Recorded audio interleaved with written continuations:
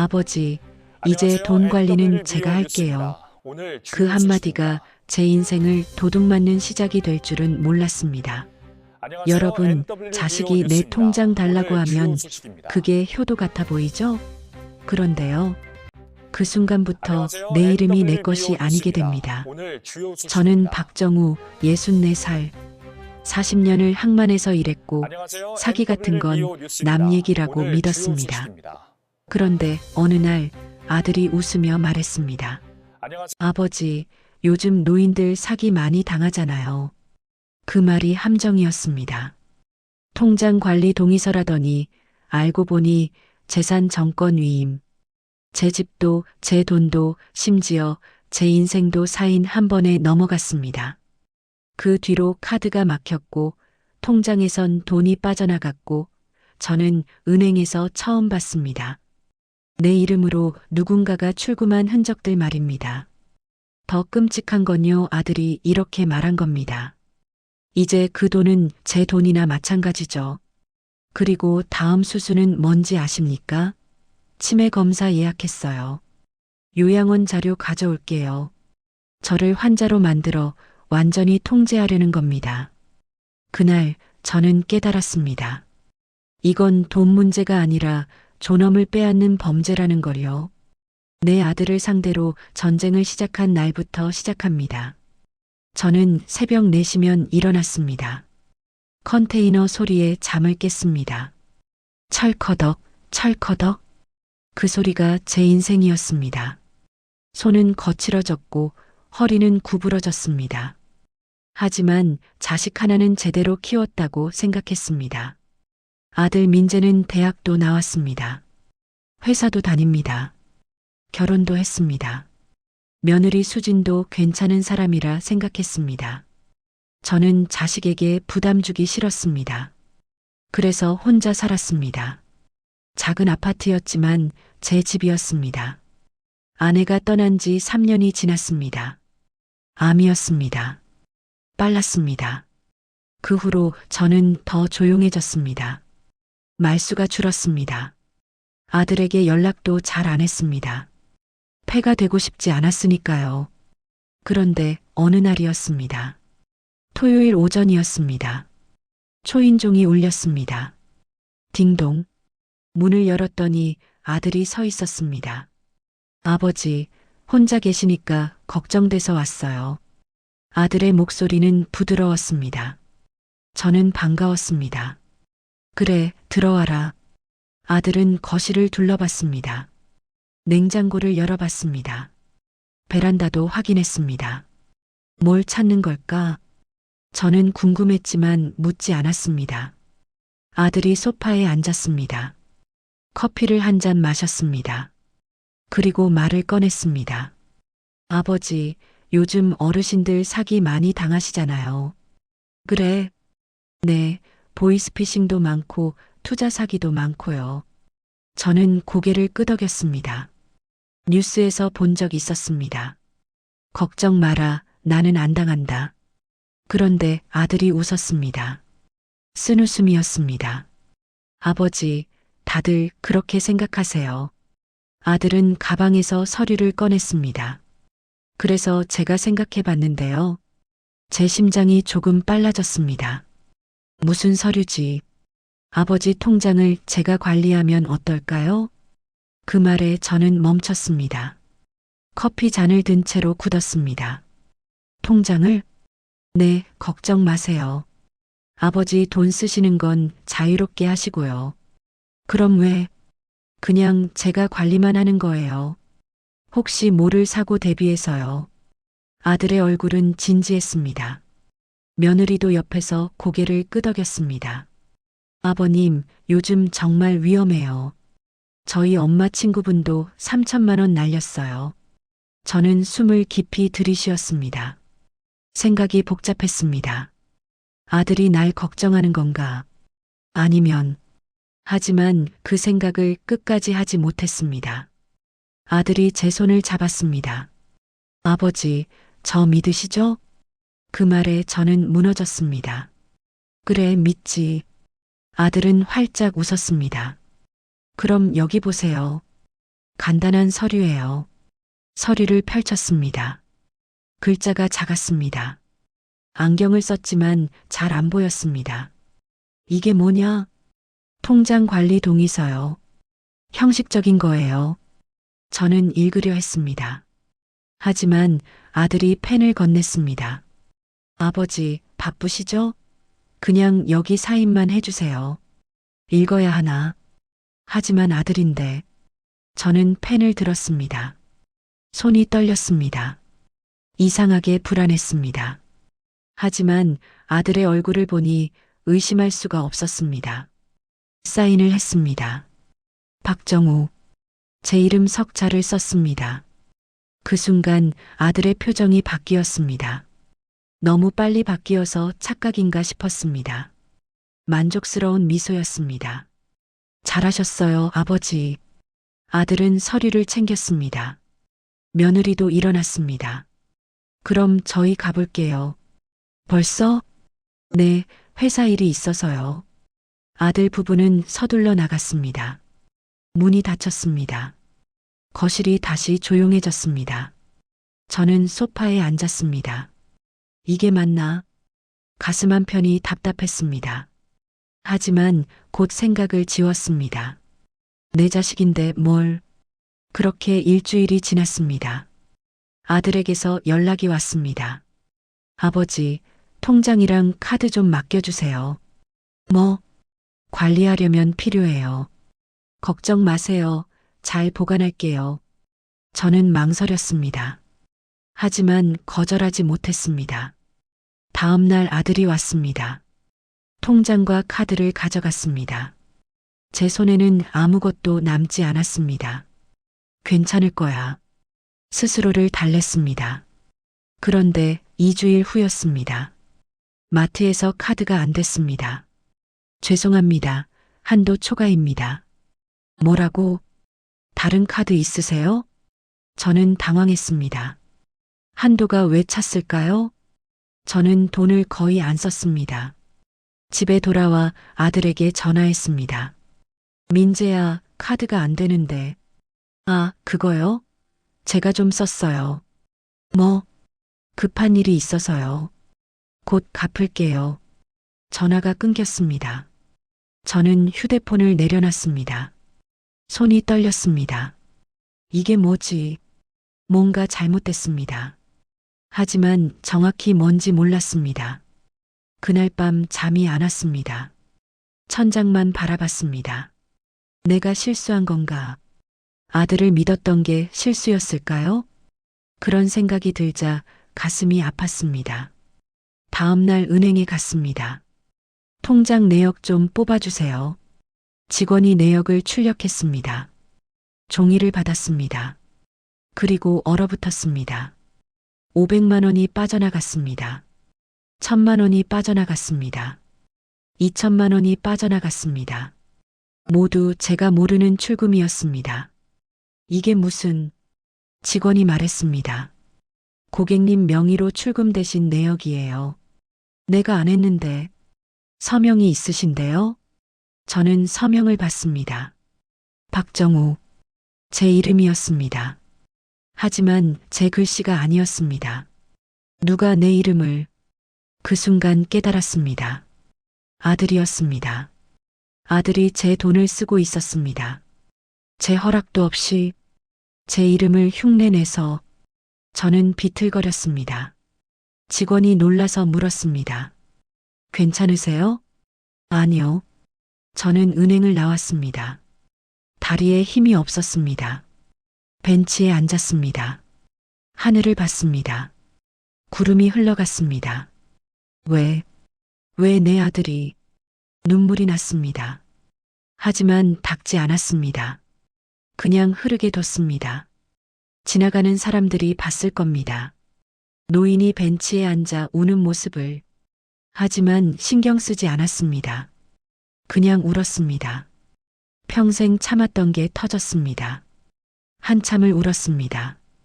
그리고 일어났습니다. 집으로 돌아왔습니다. 거실에 앉았습니다. 휴대폰을 들었습니다. 아들에게 전화했습니다. 민재야, 왜요, 아버지? 목소리가 짜증 섞여 있었습니다. 내 돈 왜 썼니? 그게 무슨 말씀이세요? 은행 다녀왔다. 침묵이 흘렀습니다. 그리고 아들이 말했습니다. 아버지가 허락하신 거잖아요. 언제? 서류에 사인하셨잖아요. 저는 말문이 막혔습니다. 그 서류가, 아버지, 이제 제가 관리하는 거예요. 제 돈이나 마찬가지죠. 전화가 끊어졌습니다. 저는 휴대폰을 놓았습니다. 손이 떨렸습니다. 온몸이 떨렸습니다. 내 돈이나 마찬가지. 그 말이 계속 맴돌았습니다. 저는 그날 밤 한숨도 못 잤습니다. 아들의 얼굴이 떠올랐습니다. 어렸을 때 모습이 떠올랐습니다. 제 등에 엎여 웃던 모습이. 하지만 이제 그 아이는 없었습니다. 대신 낯선 사람이 있었습니다. 제 돈을 노리는 사람이.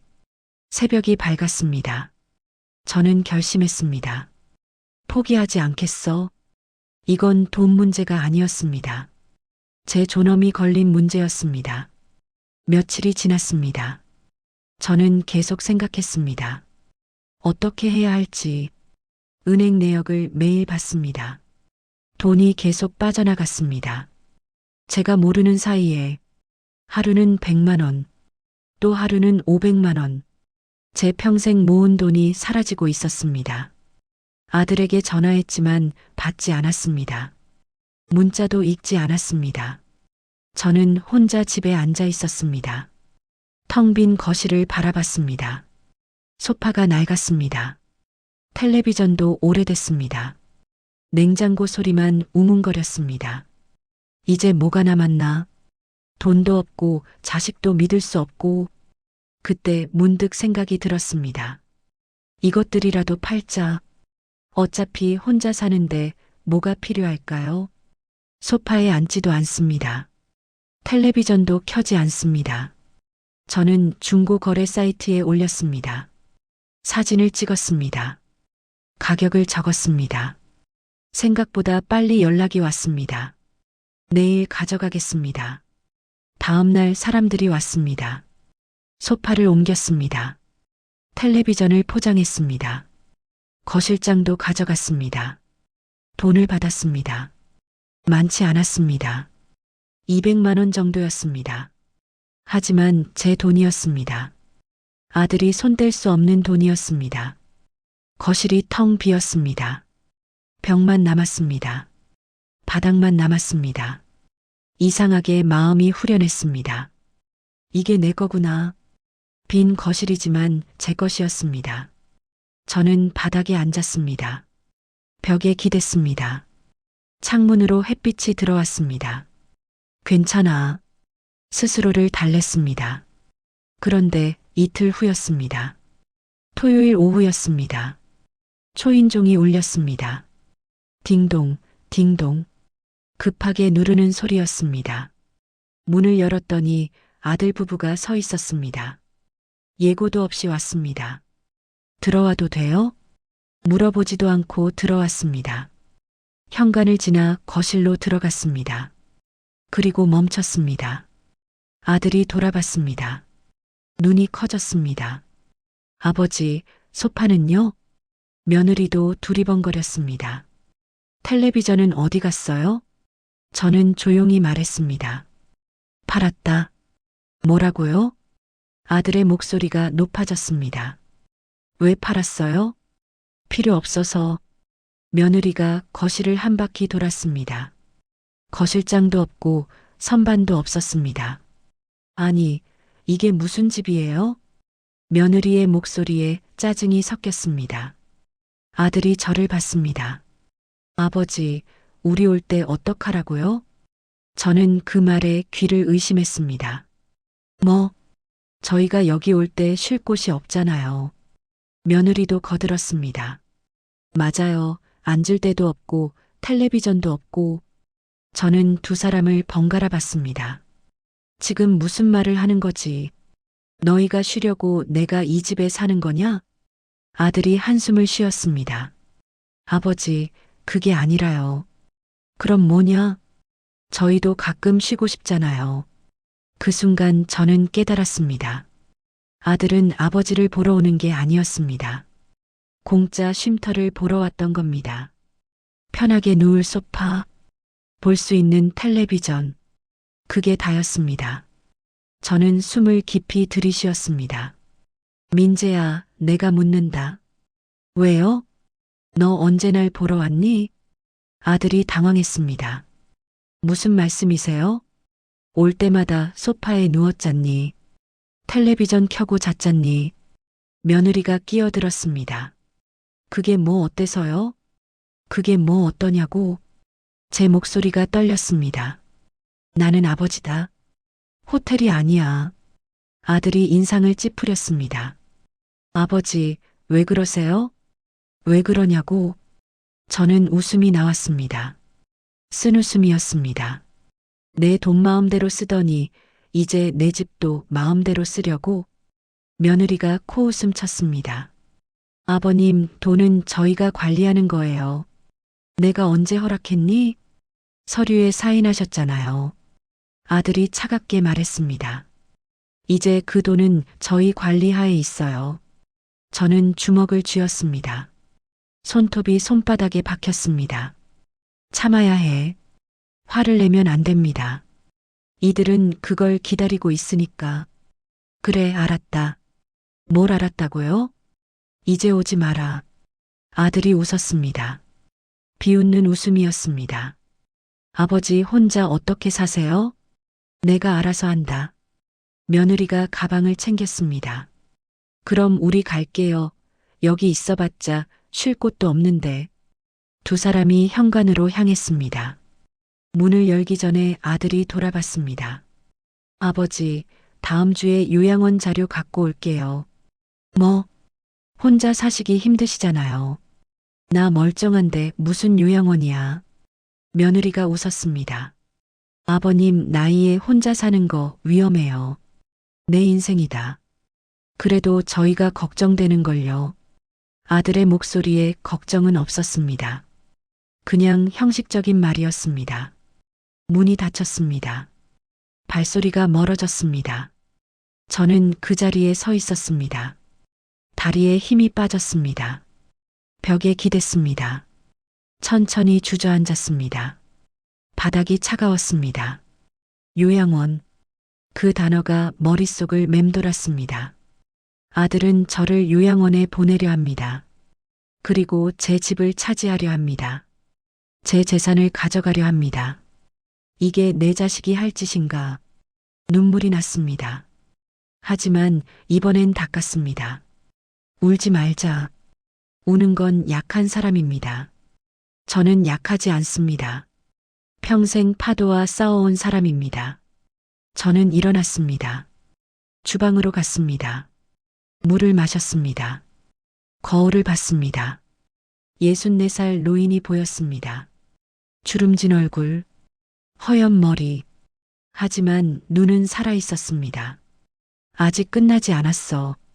저는 서류를 찾기 시작했습니다. 그날 서명했던 서류, 아들이 가져간 서류, 어디선가 사본이 있을 겁니다. 서랍을 뒤졌습니다. 옷장을 열었습니다. 침대 밑을 살폈습니다. 그리고 찾았습니다. 구겨진 종이 한 장, 복사본이었습니다.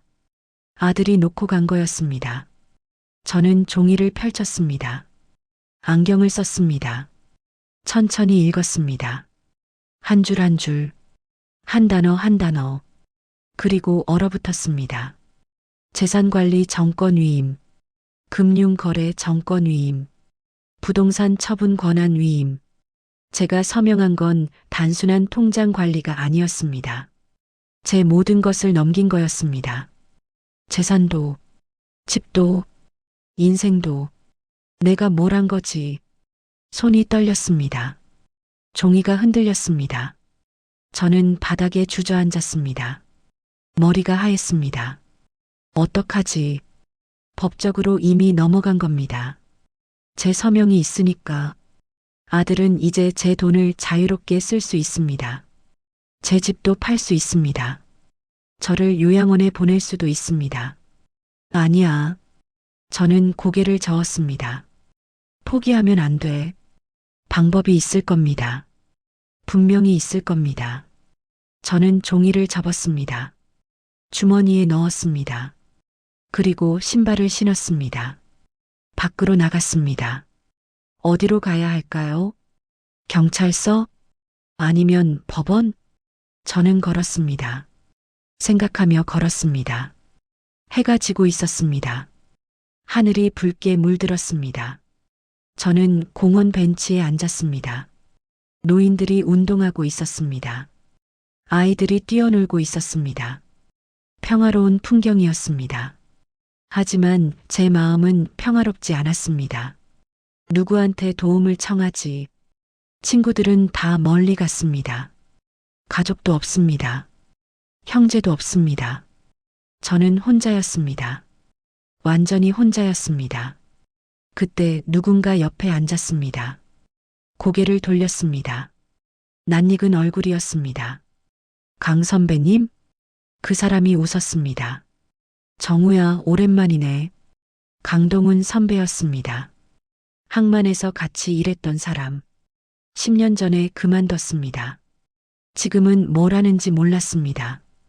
여기서 뭐 하세요? 산책하다가 내가 보여서. 선배가 제 얼굴을 봤습니다. 표정이 안 좋은데? 저는 대답하지 못했습니다.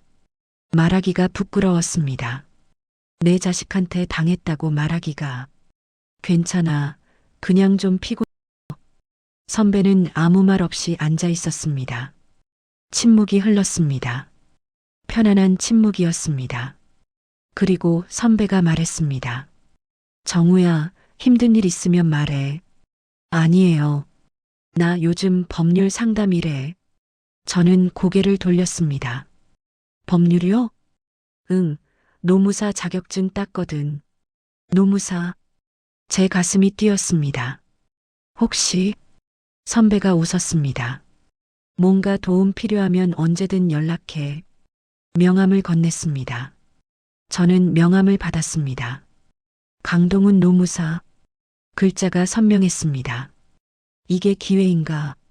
선배가 일어났습니다. 그럼 나 먼저 갈게. 선배님. 응? 저는 말을 꺼냈습니다.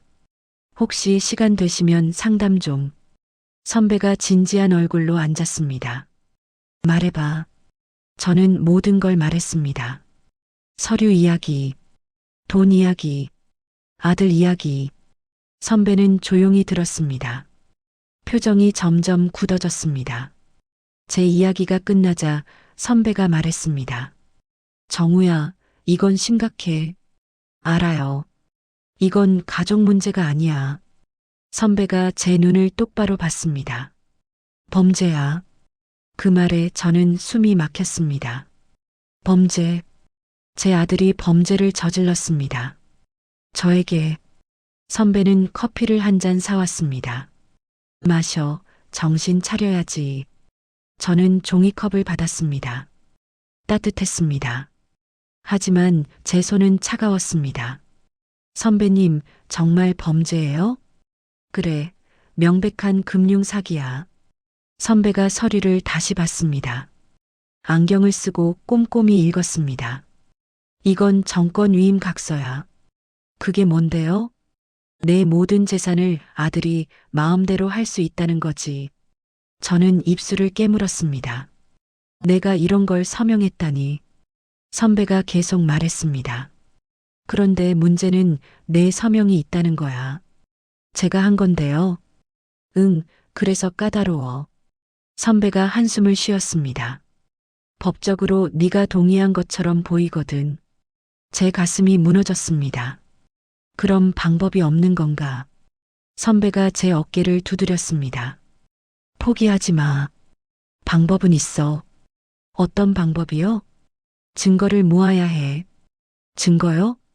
너한테 제대로 설명 안 하고 속여서 받은 서명이라는 걸 증명해야 해. 저는 고개를 끄덕였습니다. 증거. 선배가 메모장을 꺼냈습니다. 일단 은행부터 다시 가봐. 통장 거래 내역 전부 뽑고 신용 조회도 해. 신용조회요? 혹시 내 명의로 대출받은 게 있을 수도 있어. 저는 깜짝 놀랐습니다. 대출이요? 가능성이 높아. 이런 경우엔 선배의 목소리가 무겁게 가라앉았습니다. 정우야, 각오해야 해. 생각보다 심각할 수 있어. 저는 숨을 깊이 들이쉬었습니다. 더 심각하다고. 다음 날 아침, 저는 일찍 일어났습니다. 잠을 거의 못 잤습니다. 계속 생각했습니다. 대출, 혹시 정말 대출을 받았을까? 제 명의로, 제 허락도 없이 은행 문이 열리자마자 들어갔습니다. 금융거래 내역 전부 뽑아주세요. 직원이 신분증을 확인했습니다. 최근 몇 개월치요? 전부요, 1년치. 직원이 놀란 표정을 지었습니다. 1년이요? 분량이 많은데. 괜찮아요. 프린터가 돌아갔습니다. 종이가 쏟아졌습니다. 한 장, 두 장, 10장, 20장. 저는 종이 더미를 받았습니다. 무거웠습니다.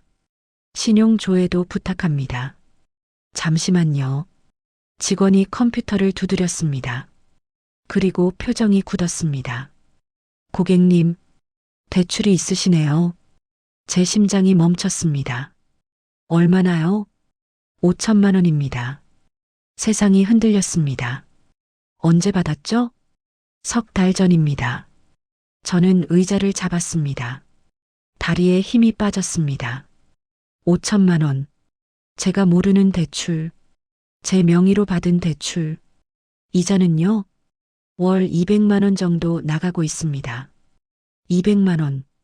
제 연금이 얼마인데? 한 달에 150만 원입니다. 이자도 못 갚습니다. 상환은 어떻게 되고 있나요? 직원이 화면을 봤습니다. 한 달 연체 상태입니다. 저는 고개를 떨궜습니다. 손이 떨렸습니다. 온몸이 떨렸습니다. 내 아들이 정말로 집으로 돌아왔습니다. 문을 잠갔습니다. 거래 내역을 펼쳤습니다. 바닥에 앉아서 하나하나 봤습니다. 제가 모르는 출금이 수십 건, 제가 모르는 이체가 수십 건, 카드 사용 내역도 엄청났습니다.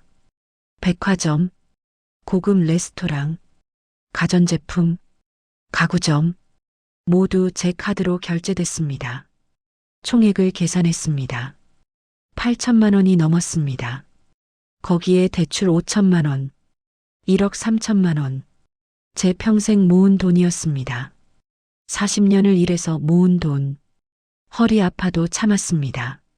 손 다쳐도 참았습니다. 그렇게 모은 돈이 한순간에 사라졌습니다. 저는 종이를 쥐었습니다. 구겼습니다. 소리를 질렀습니다. 아, 아무도 듣지 않았습니다. 혼자였으니까 한참을 소리 질렀습니다. 목이 쉬었습니다. 그리고 조용해졌습니다. 저는 바닥에 누웠습니다. 천장을 봤습니다. 눈물이 흘렀습니다. 옆으로 흘러서 귀로 들어갔습니다. 어떻게 이럴 수 있지? 내가 뭘 잘못했지? 평생 자식 위에 살았습니다. 굶어도 애는 먹였습니다. 추워도 애는 입혔습니다. 대학도 보냈습니다. 결혼도 시켰습니다. 이게 보답입니까? 이게 효도입니까? 휴대폰이 울렸습니다. 아들이었습니다. 받지 않았습니다. 또 울렸습니다. 받지 않았습니다. 문자가 왔습니다. 아버지, 전화 좀 받으세요. 저는 문자를 지웠습니다. 다시 문자가 왔습니다. 급한 일 있어요. 급한 일? 무슨 급한 일이 있겠습니까? 돈이 더 필요한 거겠죠. 제 돈을 더 빼가려는 거겠죠. 휴대폰을 꺼버렸습니다. 그날 밤 아들이 집에 왔습니다. 문을 두드렸습니다. 쿵쿵쿵. 아버지, 문 열어요. 바닥에 앉아 있었습니다. 아버지, 왜 전화 안 받아요? 며느리 목소리도 들렸습니다. 아버님, 급한 일이에요. 저는 움직이지 않았습니다. 뭐가 급해? 문 두드리는 소리가 계속됐습니다. 한 10분 정도, 그리고 조용해졌습니다. 저는 문으로 다가갔습니다. 문구멍으로 봤습니다. 아무도 없었습니다. 갔습니다. 저는 안도의 한숨을 쉬었습니다. 그런데 휴대폰을 켰습니다. 문자가 와 있었습니다. 아버지, 은행에서 연락 왔어요. 대출 연체됐다고. 이거 큰일인데 왜 방치하세요? 저는 피식 웃었습니다. 너희가 받아놓고 다음 문자를 받습니다. 아버지가 요즘 판단력이 떨어지신 것 같아요. 병원 가봐야 할 것 같은데. 판단력? 제가 판단력이 떨어졌다고요. 다음 문자. 치매 검사 예약했어요. 토요일 오전 10시. 저는 휴대폰을 던질 뻔했습니다. 참았습니다. 화내지 마. 이게 아들의 작전입니다. 저를 화나게 만들어서, 이상한 사람 만들어서 병원에 보내려는 겁니다. 치매 환자로 만들려는 겁니다. 그럼 완전히 통제할 수 있으니까. 저는 선배에게 전화했습니다. 선배님, 민재가 저한테 치매 검사 받으라고 해요. 받지 마. 그건 함정이야. 선배의 목소리가 단호했습니다. 만약 거기서 판단 능력이 떨어진다고 나오면 법적으로 불리해져. 저는 식은땀이 났습니다. 그렇구나. 선배님, 어떡하죠? 증거 더 모아야 해. 사진 찍고, 녹음하고, 기록해. 그리고 절대 아들 말에 넘어가지 마. 전화를 끊었습니다. 저는 노트를 꺼냈습니다. 펜을 들었습니다. 그리고 쓰기 시작했습니다. 날짜, 시간, 무슨 일이 있었는지, 아들이 뭐라고 했는지, 돈이 얼마나 빠져나갔는지 전부 기록했습니다. 손이 아팠지만 멈추지 않았습니다. 이틀 후, 저는 아들의 집 앞에 갔습니다. 처음 가보는 곳이었습니다. 초대받은 적이 없었으니까. 아파트였습니다. 새 아파트였습니다. 이런 데 사는구나. 로비가 화려했습니다. 경비원이 있었습니다. 어디 가세요? 603호. 누구 찾으세요? 박민재. 경비원이 전화했습니다. 하지만 받지 않았나 봅니다. 연락이 안 되는데요. 제가 아버지입니다. 경비원이 저를 봤습니다. 신분증 보여주세요. 신분증을 보여줬습니다. 성의 같았습니다. 들어가세요. 엘리베이터를 탔습니다. 6층으로 올라갔습니다. 복도를 걸었습니다. 603호. 문 앞에 섰습니다. 초인종을 눌렀습니다. 아무도 없었습니다. 다시 눌렀습니다. 역시 없었습니다. 저는 우편함을 봤습니다. 청구서가 꽂혀 있었습니다. 꺼내서 봤습니다. 전기요금, 가스요금, 관리비 모두 제 이름으로 돼 있었습니다. 박정우, 제 명의로 공과금을 내고 있었습니다. 아들 집 공과금을. 저는 사진을 찍었습니다. 휴대폰으로 여러 장 찍었습니다. 증거였습니다. 계단으로 내려왔습니다. 로비에서 경비원에게 물었습니다. 저기요, 603호가 언제부터 살았어요? 6개월 됐죠. 보증금이 얼마예요? 3억이요. 저는 다리가 휘청거렸습니다. 3억? 제 돈으로 산 겁니다. 제 이름으로 대출받아서 아들 집을 산 겁니다. 밖으로 나왔습니다. 차가운 바람이 불었습니다. 12월이었습니다. 겨울이 왔습니다. 하지만 저는 춥지 않았습니다. 분노가 몸을 데웠습니다. 이제 알았어. 아들의 계획을. 처음부터 계획이었습니다. 저를 속여서 돈을 뺏고, 저를 무능력자로 만들고, 요양원에 보내고, 제 집까지 차지하려는 거였습니다. 완벽한 계획. 하지만 한 가지 실수했습니다. 저를 너무 쉽게 봤습니다. 늙었다고, 힘없다고, 대항하지 못할 거라고 착각했습니다. 저는 집으로 돌아왔습니다. 노트를 펼쳤습니다. 오늘 있었던 일을 기록했습니다. 사진도 출력해서 붙였습니다. 증거가 쌓여갔습니다. 1장, 2장, 10장, 20장. 이제 싸울 준비가 됐습니다. 하지만 어떻게 싸워야 할까요? 법원에 갈까요? 경찰에 갈까요? 선배에게 전화했습니다. 선배님, 증거 많이 모았어요. 잘했어. 이제 뭘 하죠? 선배가 잠시 침묵했습니다. 그리고 말했습니다. 정우야, 이제 진짜 싸움이 시작이야. 각오는 돼 있어요. 가족이랑 싸우는 거야. 쉽지 않아. 알아요. 저는 창밖을 봤습니다. 어두워지고 있었습니다. 하지만 선배님, 이건 가족 싸움이 아니에요. 제 목소리가 차갑게 식었습니다. 제 인생을 지키는 싸움이에요. 선배와 만났습니다. 작은 사무실이었습니다. 책이 가득했습니다. 법률 서적들이었습니다. 앉아. 선배가 커피를 내왔습니다. 저는 가방에서 노트를 꺼냈습니다. 증거들을 쌓아놓았습니다. 은행 거래 내역, 대출 서류, 공과금 청구서, 아들 집 사진. 선배가 하나하나 봤습니다. 안경 너머로 눈빛이 날카로워졌습니다. 이 정도면 충분해. 정말요? 응, 명백한 금융 사기야. 선배가 서류를 정리했습니다. 이제 법적 절차를 밟아야 해. 어떻게 하죠? 일단 내용 증명을 보내. 내용 증명이요? 돈 반환하라고 공식적으로 요구하는 거지. 선배가 종이에 뭔가를 적었습니다.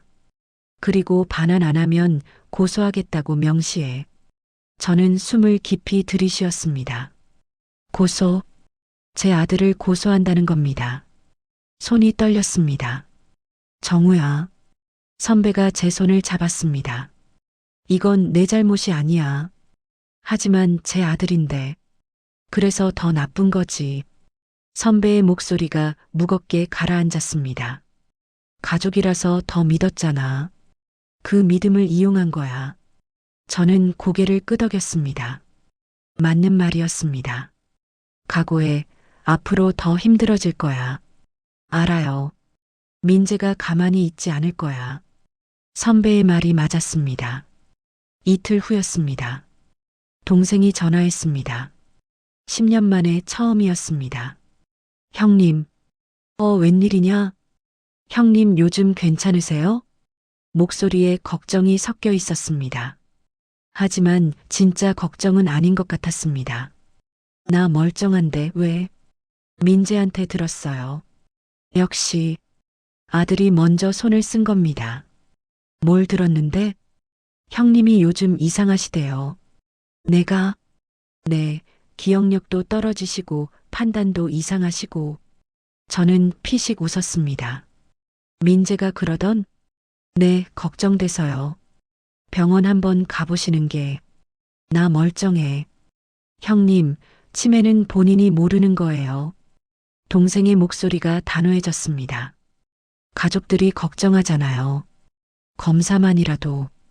가족들. 웃기는 말이었습니다. 10년 동안 연락도 없던 사람이 갑자기 가족 타령입니다. 나 안 간다. 형님, 민재가 뭘 하든 상관없어. 나 멀쩡하다고 전해. 전화를 끊었습니다. 심장이 빠르게 뛰었습니다. 이제 시작이구나. 아들이 주변 사람들을 동원하기 시작했습니다. 다음 날은 조카였습니다. 삼촌, 저예요. 수진아. 삼촌 요즘 어떠세요? 잘 지낸다. 민재 오빠가 걱정 많이 하던데요. 또 시작입니다. 뭘 걱정하는데? 삼촌이 요즘 혼자 계시니까 위험하다고. 나 혼자도 잘 살아. 수진이 목소리를 낮췄습니다. 삼촌, 오빠 말로는 삼촌이 돈 관리를 못 하신대요. 돈 관리? 제가 못하는 게 아닙니다. 아들이 가져간 겁니다. 그런 소리 하지 마라. 하지만 삼촌, 끊는다. 전화를 끊고 휴대폰을 내려놨습니다. 머리가 아팠습니다. 다들 아들 편이구나. 아무도 제 말을 믿지 않았습니다. 모두 아들을 믿었습니다. 효자라고, 걱정하는 아들이라고. 저는 소파에 앉았습니다. 바닥에 주저앉았습니다. 어떻게 해야 하지? 그때 문자가 왔습니다. 아들이었습니다. 아버지, 토요일 병원 예약했어요. 꼭 오셔야 해요. 저는 문자를 지웠습니다. 또 왔습니다. 친척들도 다 걱정하세요. 아버지만 모르시는 거예요. 지웠습니다. 또 왔습니다. 이대로 두면 큰일 나요. 제발 병원만 가보세요. 휴대폰을 던지고 싶었습니다. 하지만 참았습니다. 증거로 남겨야 해. 선배가 그랬습니다.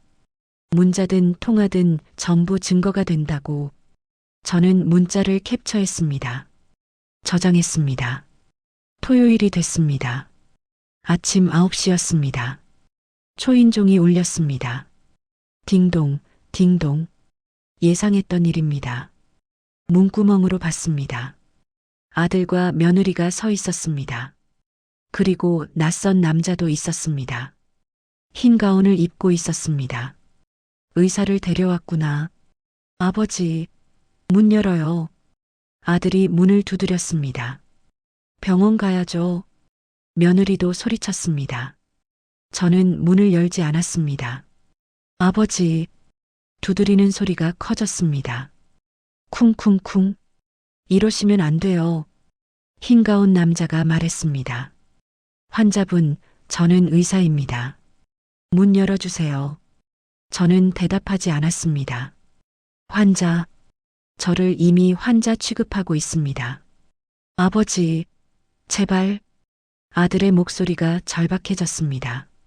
하지만 진짜 절박함은 아니었습니다. 연기였습니다. 저는 알 수 있었습니다. 1시간 정도 지났을까요? 조용해졌습니다. 갔나 봅니다. 저는 조심스럽게 문을 열었습니다. 복도를 확인했습니다.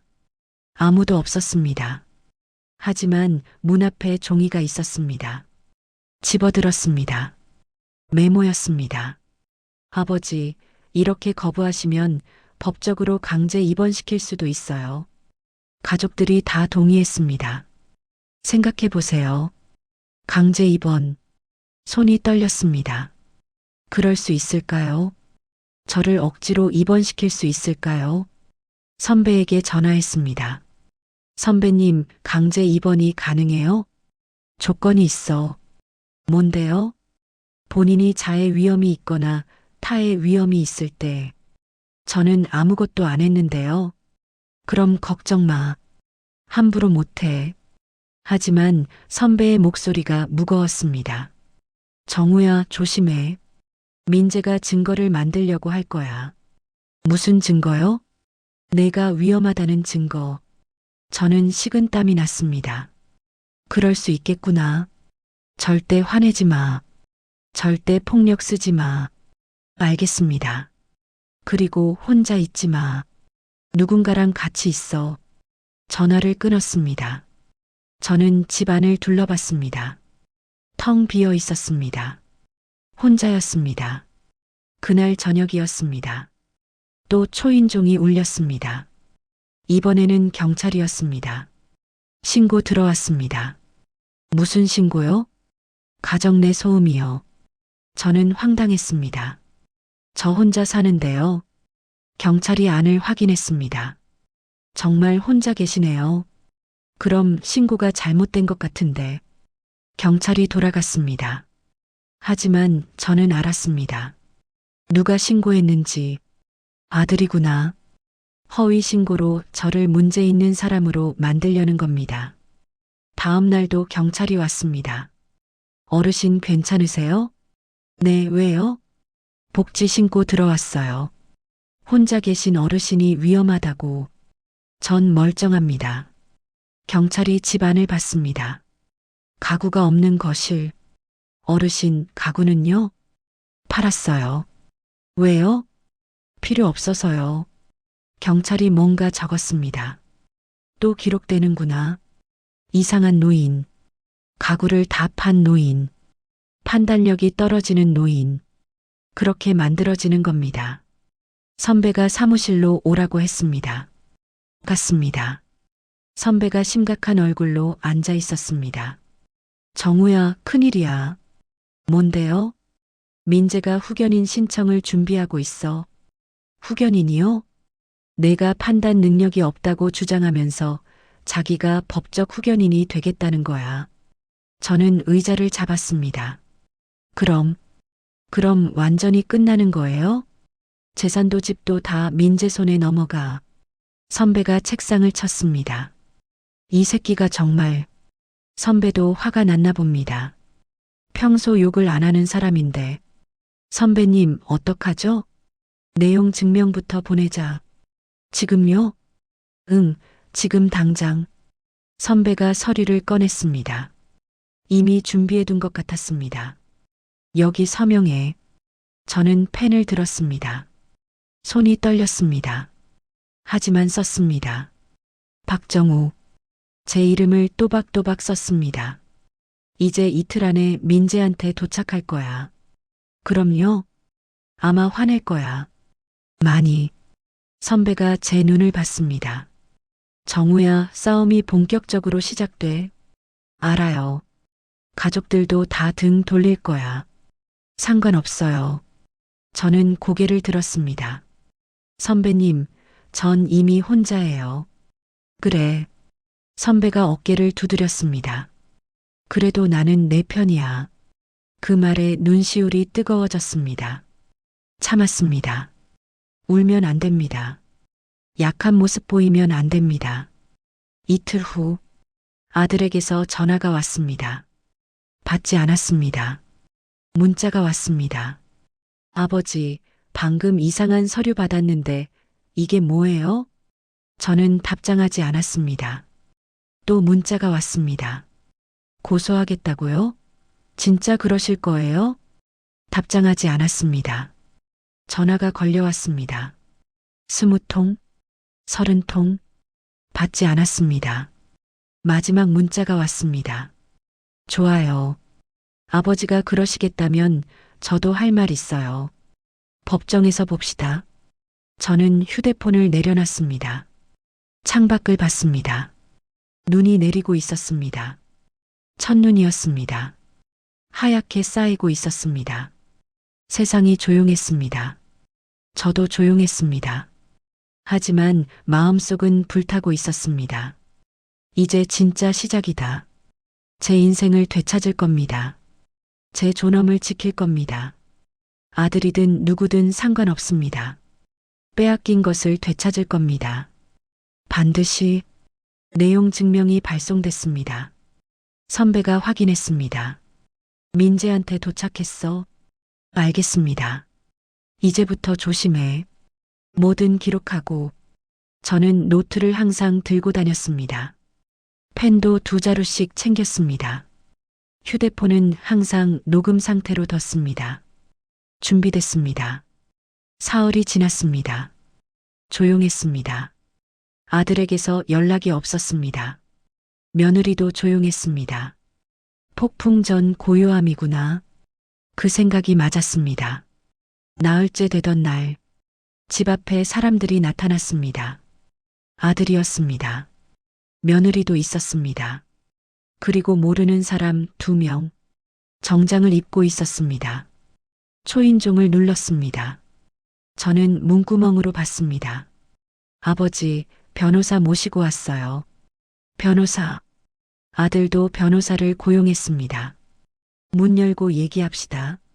저는 문을 열지 않았습니다. 아버지. 아들의 목소리가 높아졌습니다. 이렇게 나오실 거예요? 며느리가 끼어들었습니다. 아버님, 우리도 억울해요. 효도하려고 한 건데. 변호사가 말했습니다. 박정우 씨, 저는 박민재 씨의 법률 대리인입니다.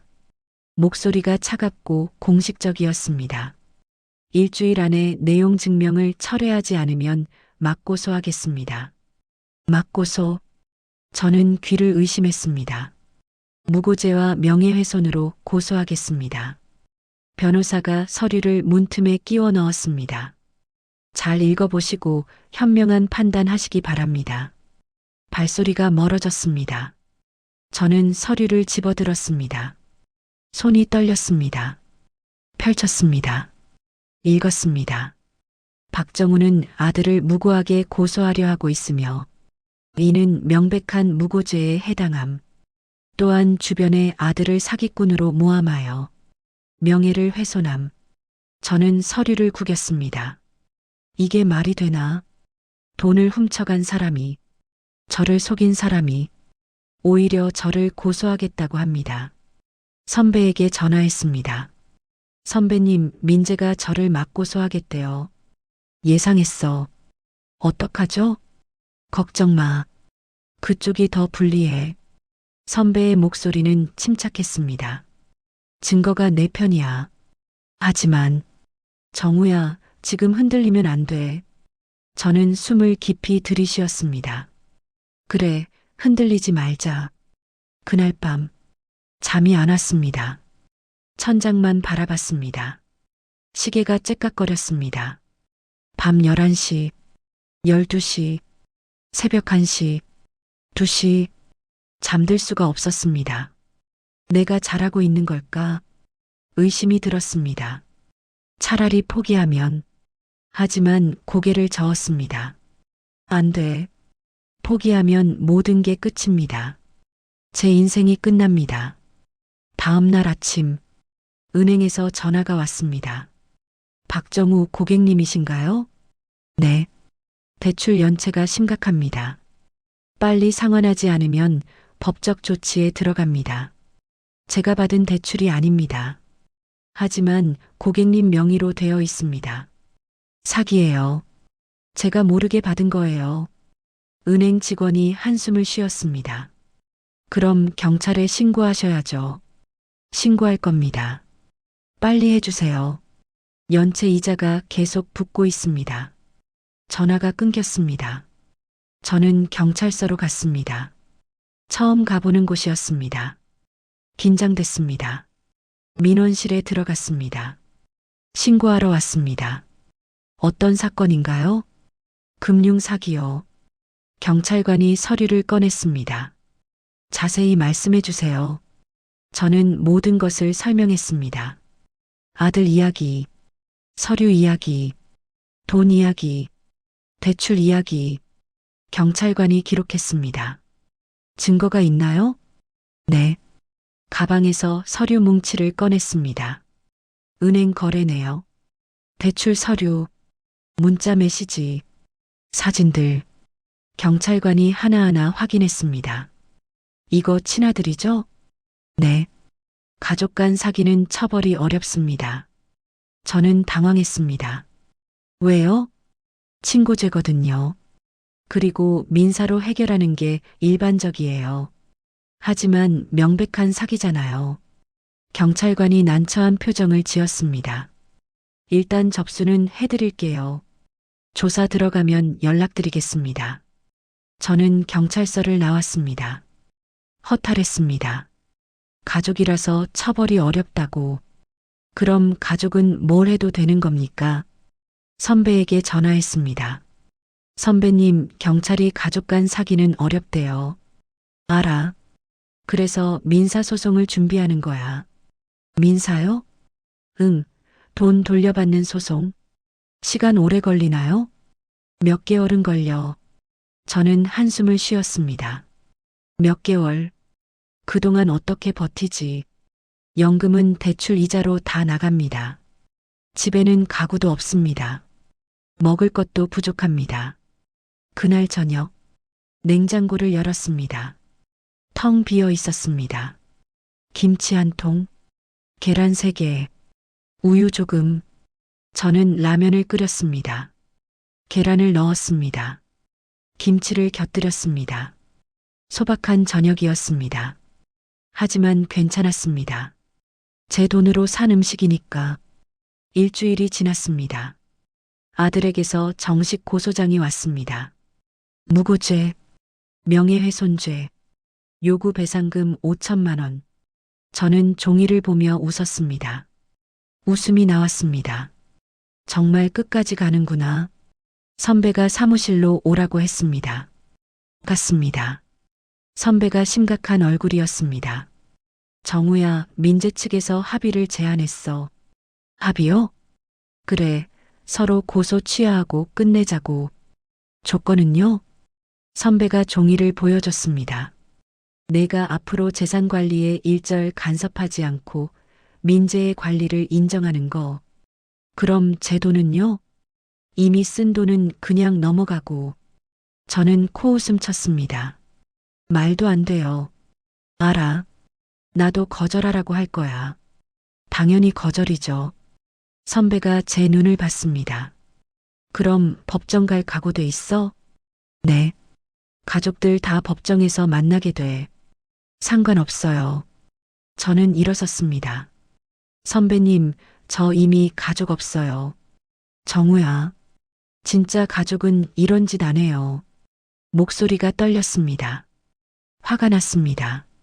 선배가 어깨를 두드렸습니다. 그래, 끝까지 가보자. 그날 밤, 집에 돌아왔습니다. 문 앞에 누군가 서 있었습니다. 깜짝 놀랐습니다. 아들이었습니다. 혼자였습니다. 아버지, 저는 열쇠를 꺼냈습니다. 갈 길 가라. 얘기 좀 해요. 할 말 없다. 문을 열려는데 아들이 문을 막았습니다. 아버지, 제발. 비켜. 이러시면 안 돼요. 아들의 목소리가 떨렸습니다. 연기인지 진심인지 모르겠습니다. 저도 힘들어요. 내가 힘들어? 저는 웃었습니다. 내 돈 다 쓰고 힘들다고? 그게 아니라. 그럼 뭐냐? 아들이 입술을 깨물었습니다. 집 때문에 그랬어요. 집? 네, 저희 집 보증금이 필요했어요. 저는 고개를 끄덕였습니다. 역시. 그래서 내 돈 가져간 거냐? 빌린 거예요. 나중에 갚으려고. 언제 갚을 건데? 아들이 대답하지 못했습니다.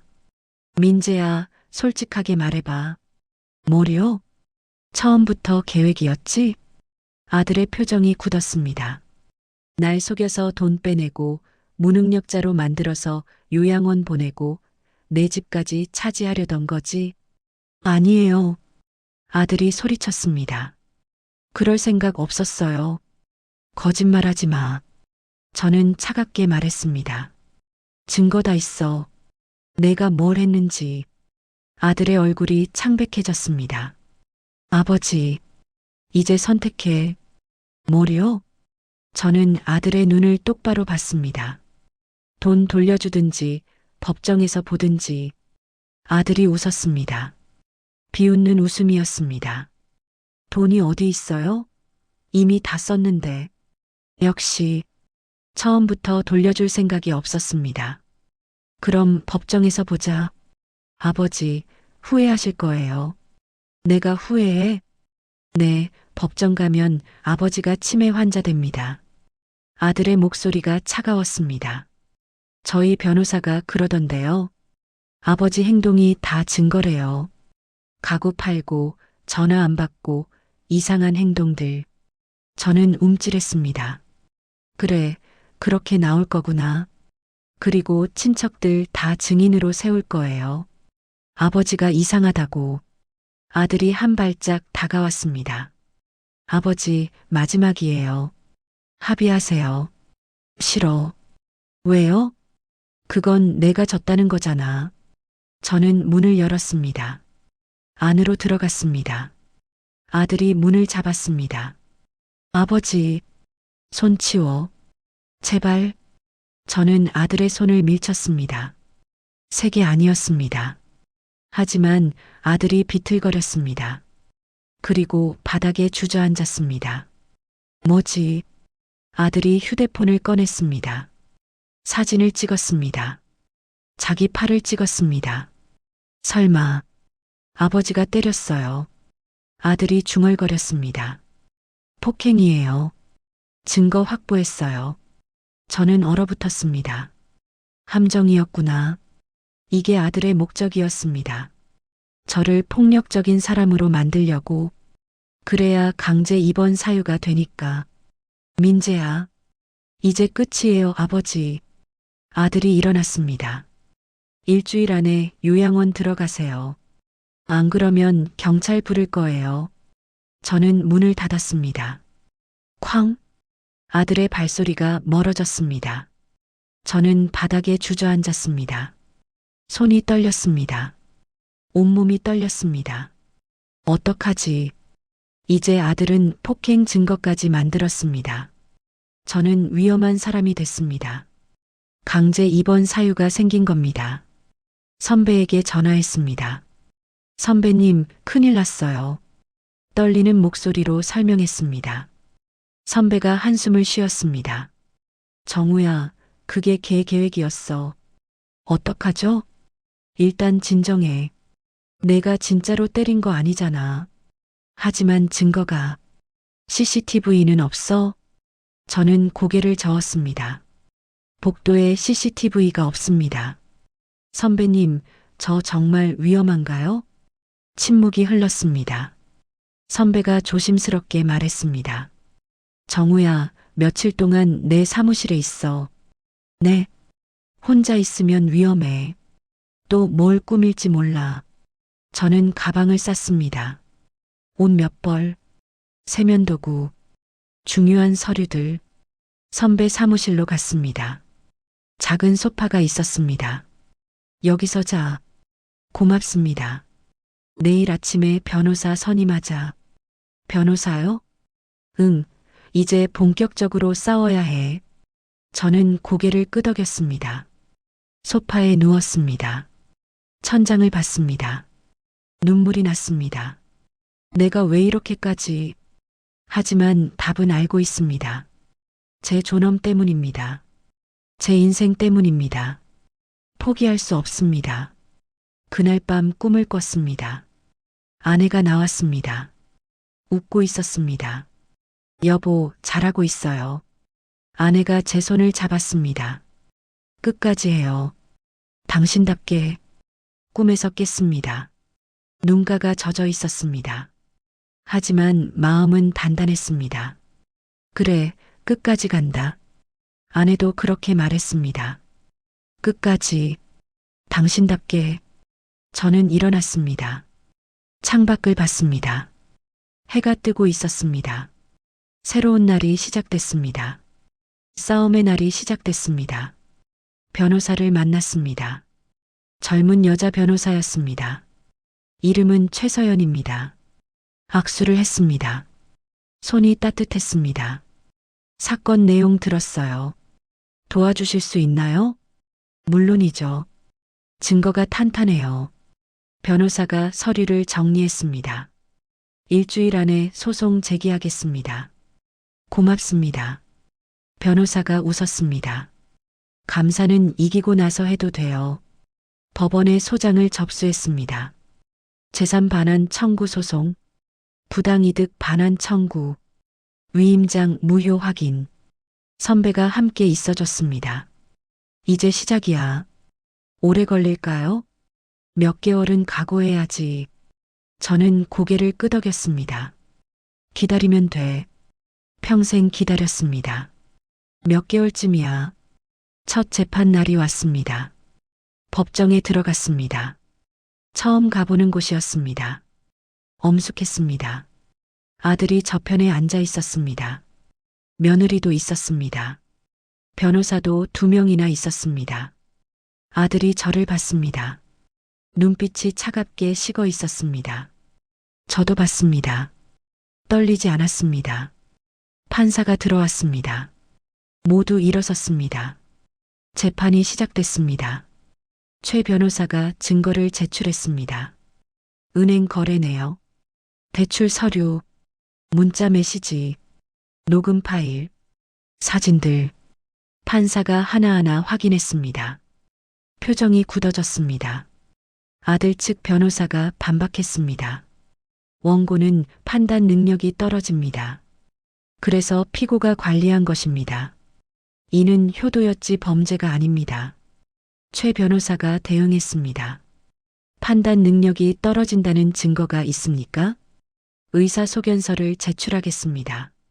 그건 피고 측이 일방적으로 의뢰한 겁니다. 판사가 손을 들었습니다. 원고, 직접 말씀해 보시죠. 저는 일어났습니다. 네, 판사님. 왜 이 소송을 제기하셨습니까?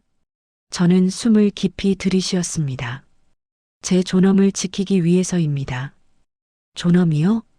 네, 저는 치매 환자가 아닙니다. 제 돈을 제가 관리할 수 있습니다. 목소리가 떨리지 않았습니다. 또박또박 말했습니다. 아들이 저를 속였습니다. 믿음을 이용했습니다. 판사가 고개를 끄덕였습니다. 알겠습니다. 재판은 석 달이 걸렸습니다. 3번의 공판이 있었습니다. 증인 신문도 있었습니다. 친척들이 나왔습니다. 형님이 요즘 이상해요. 하지만 최 변호사가 반박했습니다. 구체적으로 어떻게 이상합니까? 그냥 느낌은 증거가 아닙니다. 은행 직원도 증인으로 나왔습니다. 박정우 고객님은 정상적으로 대화 가능하셨습니다. 아들의 표정이 굳었습니다. 마지막 공판 날, 판사가 판결문을 읽었습니다. 피고 박민재는 원고를 기망하여 재산을 취득했음이 인정됨. 제 심장이 뛰었습니다. 따라서 부당이득 1억 3천만 원을 반환하라. 아들이 고개를 떨궜습니다. 위임장은 무효로 한다. 며느리가 울기 시작했습니다. 원고 승소. 판사가 일어났습니다. 재판이 끝났습니다. 저는 그 자리에 앉아 있었습니다. 움직일 수가 없었습니다. 이겼다. 선배가 어깨를 두드렸습니다. 정우야, 해냈어. 눈물이 났습니다. 이번엔 참지 않았습니다. 흘러내렸습니다. 행복한 눈물이었습니다. 법정을 나왔습니다. 복도에서 아들과 마주쳤습니다. 아들이 말했습니다. 아버지, 저는 멈췄습니다. 미안해요. 처음 듣는 말이었습니다. 하지만 너무 늦었습니다. 민재야, 돈은 갚아라. 천천히라도. 그리고 저는 아들의 눈을 봤습니다. 다시는 연락하지 마라. 아들의 얼굴이 일그러졌습니다. 아버지, 넌 이제 내 아들이 아니다. 저는 돌아섰습니다. 뒤돌아보지 않았습니다. 그게 마지막이었습니다. 2달 후, 돈이 돌아왔습니다. 1억 3천만 원. 제 통장에 입금됐습니다. 숫자를 봤습니다. 믿기지 않았습니다. 돌아왔구나. 하지만 기쁘지 않았습니다. 돈보다 잃은 게 많았으니까. 가족을, 신뢰를. 하지만 얻은 것도 있었습니다. 제 자신을, 제 존엄을. 저는 집을 정리했습니다. 가구를 새로 샀습니다. 소파, 텔레비전, 식탁, 집이 채워졌습니다. 하지만 떠나기로 했습니다. 이 집엔 너무 많은 기억이 있었습니다. 동해안에 작은 집을 샀습니다. 바다가 보이는 집. 이사하는 날, 선배가 도와줬습니다. 여기서 잘 살아. 고맙습니다, 선배님. 가끔 연락해. 선배가 돌아갔습니다. 저는 혼자 남았습니다. 창문을 열었습니다. 바다 냄새가 났습니다. 파도 소리가 들렸습니다. 평화로웠습니다. 저녁이 됐습니다. 식탁에 앉았습니다. 혼자였지만 외롭지 않았습니다. 이제 시작이다. 제 인생이 시작됐습니다. 누군가를 위한 인생이 아니라 저를 위한 인생. 며칠 후 아들에게서 문자가 왔습니다. 아버지, 다시 볼 수 있을까요? 저는 답장하지 않았습니다. 문자를 지웠습니다. 용서는 아직 이릅니다. 어쩌면 영원히 오지 않을지도 모릅니다. 그래도 괜찮습니다. 제가 선택한 길이니까 매일 아침 바다를 봅니다. 산책을 합니다. 이웃과 인사를 나눕니다. 평범한 일상입니다. 하지만 행복합니다. 제가 선택한 일상이니까 저는 이제 압니다. 가족이라고 해서 모든 걸 용서할 필요는 없습니다. 부모라고 해서 무조건 참을 의무도 없습니다. 나이가 들었다고 해서 존엄을 포기할 이유도 없습니다. 제 인생은 제 것입니다. 끝까지 제가 지켜야 합니다. 여러분도 그렇게 하시길 바랍니다. 누군가 여러분의 삶을 빼앗으려 한다면 가족이라는 이름으로, 효도라는 이름으로 그때는 용기 내서 싸우십시오. 여러분의 존엄은 지킬 가치가 있습니다. 주인공과 당신을 응원하신다면 톡톡 화면 터치 2번의 좋아요와 댓글, 구독 신청해 주세요. 감사합니다.